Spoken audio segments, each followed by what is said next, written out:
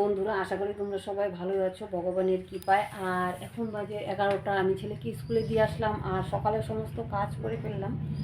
আর দেখতে পাচ্ছ, আর আজকে শাশুড়ি মা চলে এসেছে আর উনি সব ঠাকুরের কাম করছে। কারণ ঠাকুরের কাম করতে গেলে আমার এদিকে হয় না, এর জন্য মানে অসুবিধা হয়, পূজা দিতে একটু দেরি হয়ে যায়।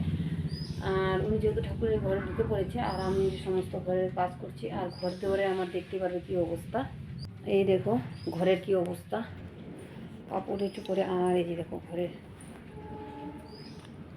অবস্থাটা দেখতেই পারছো।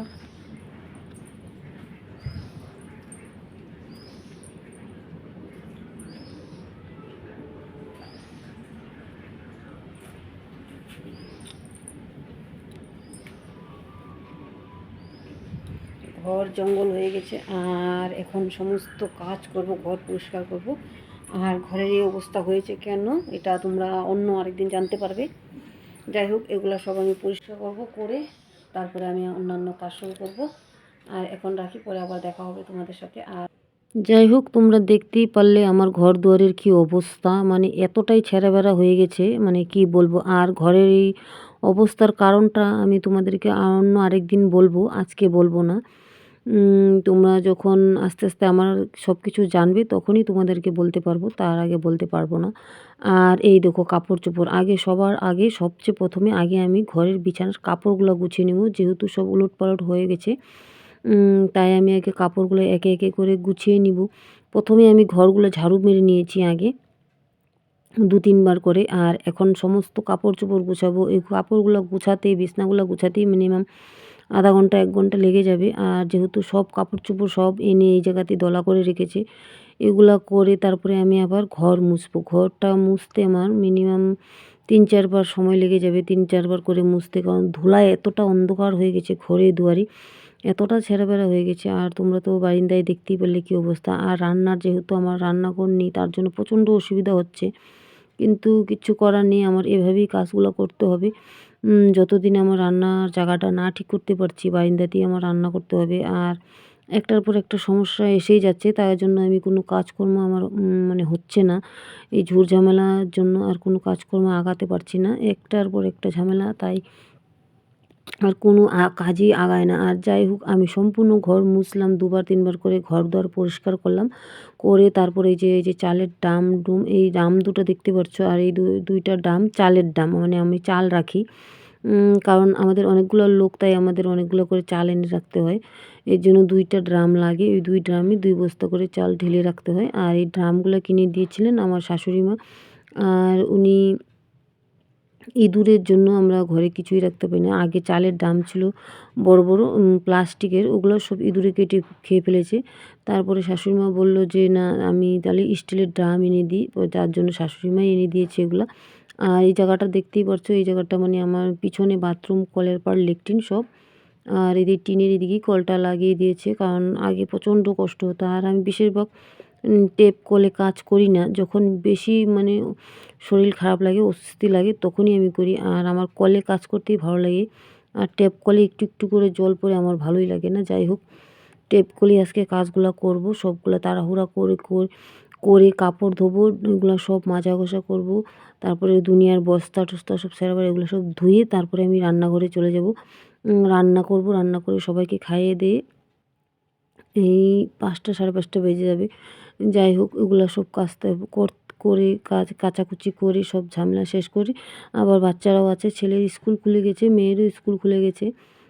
কিন্তু মেয়ে স্কুল যায়নি আজকে, এই ছেলে স্কুল চলে গেছে, ও আসবে আবার। তার জন্য আমি আরও তাড়াহুড়া করে করছি, ও আসলে ওকে আবার চান করাতে হবে, খাওয়াতে হবে। আর অনেক সময় আছে স্কুলেই খেয়ে এসে পড়ে। আর কিছু কিছু সময় ওর যখন ইচ্ছে না হয় তখন ও আবার বাড়িতে এসে পড়ে, তাই ওকে আবার রেডি করে দিতে হয়। আর ও তো প্রচণ্ড চঞ্চল। আমি আবার সকালেই চানটা করে নিয়েছিলাম, কিন্তু আবার চানটা করতে হবে মনে হয়, ভাবতেছি। আর এতটা ঠান্ডা পড়েছে না, 2-3 বার চান করলে পায়ের যন্ত্রণা আবার বেড়ে যায়। আর যেহেতু আমার পায়ের যন্ত্রণা আছে, তাই বেশি ঠান্ডা লাগানো যায় না। ডাক্তারও বলছে বেশি ঠান্ডা লাগানো যাবে না, কিন্তু কাজ তো আর বসে থাকবে না, কাজ তো আমাকে করতেই হবে। আর ঠান্ডার দিনে প্রচণ্ড কষ্ট হয়, আর বেশি ঠান্ডা লাগলে পাটা সব ফুলে যায়, আর ফুলে যায়, চুলকানো হয়। আর যেহেতু অনেক ডাক্তার দেখিয়েছি, প্রচণ্ড ডাক্তার দেখিয়েছি, কিন্তু কোনো লাভই হলো না। লাস্ট ফিনিশিংয়ে মানে আমার বাবা একটা ওষুধ দিয়ে গিয়েছিল, আয়ুর্বেদিক এই ওষুধটাই আমি খাচ্ছি এখন। এই ওষুধটা খাওয়াতে আমি একটু ভালো আছি, চলাফেরা করতে পারছি। যেহেতু হাজার হাজার টাকা, লাখ লাখ টাকা ঢালার পরেও আমার মানে সুস্থ হচ্ছে না, পায়ের ব্যথা কমছে না কিছুতেই। এই ব্যথা নিয়ে যন্ত্রণা, কান্নাকাটি করতে করতে মানে অবস্থা শেষ।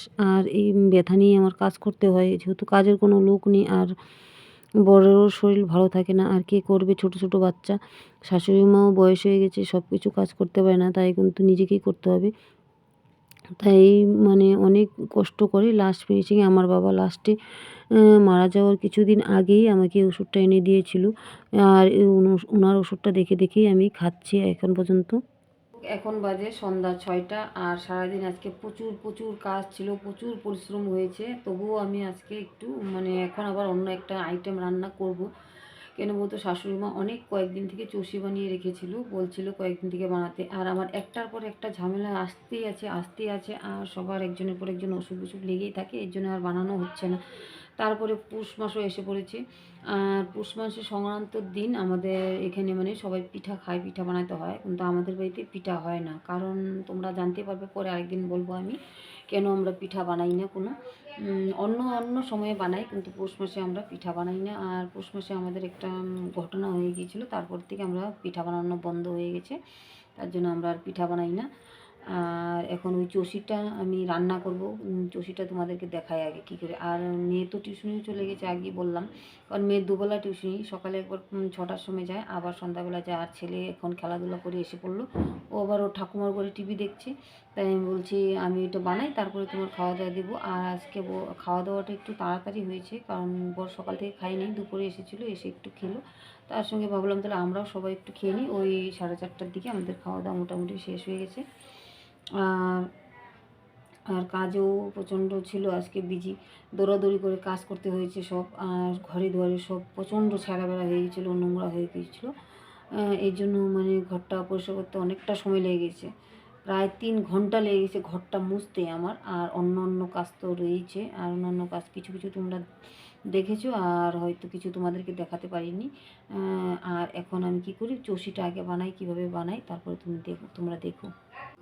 চষিটা আমার শাশুড়ি মা নিজের হাতে বানিয়েছে, আর বেশি বানালাম না, অল্প করে আজকে একটু বানাবো। আজকে বেশি বানাবো না, আবার আরেকদিন বেশি করে একটু বানাবো।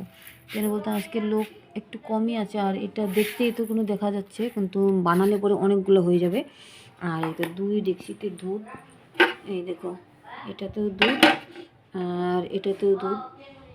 দেখো এই দুধটা একদম সুন্দর করে জাল করে রেখেছি, কারণ এটাতে চষির মধ্যে দিব। আর এখন একটু মানে উনানটা ধরিয়ে জাল করে নিই। যে এলাচ আর যে তেজপাতা দিয়ে দিয়েছি, দিয়ে দুধটা আরও একটু জাল করে নিব। আর চষিটা আমি ঘি দিয়ে ভেজে নিব। আর একটু দুধ দিয়ে দিলাম, কারণ চষিটা দেওয়ার পরে চষিটা ফুলে যাবে, তার জন্য আর একটু দুধ দিয়ে ভালো করে জাল করে নিব সুন্দর করে। আর এই যে হাতা দিয়ে, এটা আমার দুধের হাতা, এই হাতাটা দিয়ে নেড়ে নেড়ে জাল করব সুন্দর করে।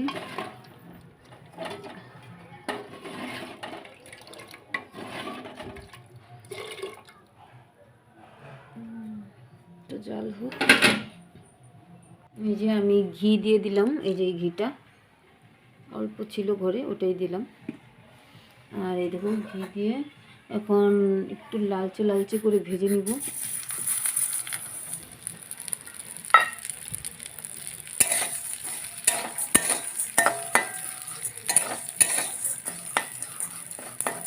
বেশি একটা ভাজবো না, হালকা একটু লালচে লালচে হবে।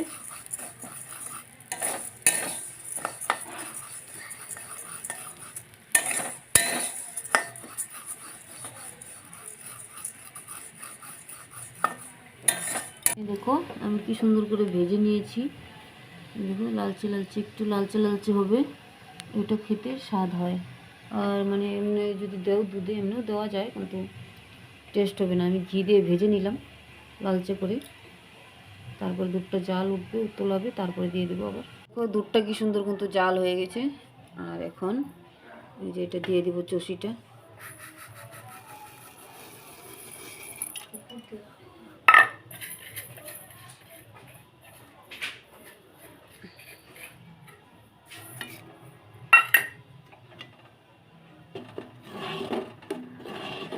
দেখো বন্ধুরা, আমাদের অনিকেত চষি রান্না করছে। কিভাবে রান্না করতে হয় তোমরা শিখে নাও, ও শিখিয়ে দেবে সুন্দর করে। কেমন করে নাড়া দিতে হয় দেখিয়ে দাও। এই যেমন করে নাড়া দিতে হয়, যেহেতু আমরা জানি না, ও শিখিয়ে দিচ্ছে, তাই আমি শিখে নিচ্ছি ওর কাছে। চষিটা ওই বানাচ্ছে, কি সুন্দর হবে দেখি। এটা আবার চেকে চেকে দেখছেন নাকি? এটি চেটে চেটে দেখেন কেমন হয়েছে। যে অনিকেত, আমাদের অনিকেত রান্না করছে চষি।